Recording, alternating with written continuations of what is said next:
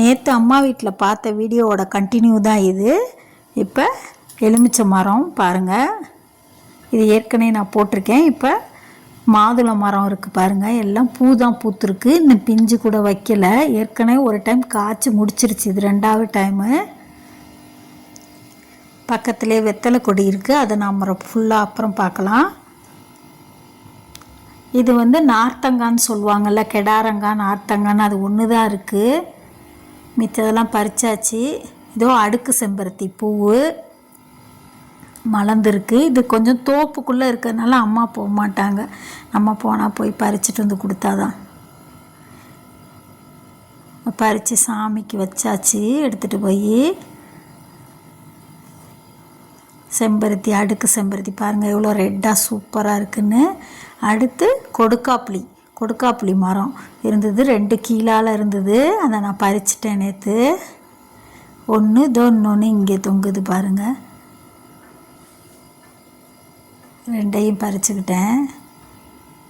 இன்னும் நிறையா இருக்கும், நம்மளுக்கு கீழால் இருக்கிறது தானே பறிக்க முடியும், உயரத்துலலாம் இருக்குது, அதெல்லாம் எட்டாது. அதெல்லாம் பறிக்கிற மாதிரி இப்போ இல்லை, இல்லைன்னா யாராவது அப்பா எதுவும் பறித்து கொடுத்தாதான். கீழால் 2 இருந்தது, அதை மட்டும் நான் பறித்து சாப்பிட்டுட்டேன். பாருங்கள் எவ்வளோ உயரத்தில் இருக்குது அந்த மரம்னு. அடுத்து சுண்டைக்காய் செடி, சுண்டைக்காயிலையும் காய் இருந்தது, நான் பறிச்சுட்டு வந்தேன் வரப்போ.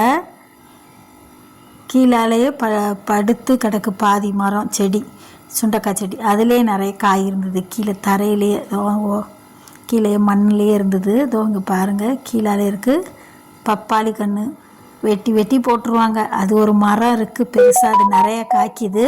இந்த மரத்தை வந்து தலையை வெட்டி போட்டுருவாங்க. நான் சுண்டைக்காவும் பறிச்சுக்கிட்டேன், சுண்டைக்காய் புளிக்குழம்பு வைக்கிறதுக்காக எடுத்துகிட்டு வந்திருக்கேன்.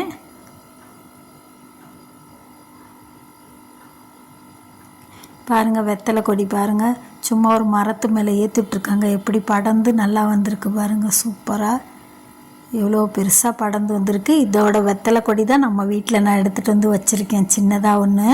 இப்போ தான் கொஞ்சமாக தளைஞ்சி வருது. சூப்பராக இருக்கா? தேங்க்ஸ் ஃபார் வாட்சிங்.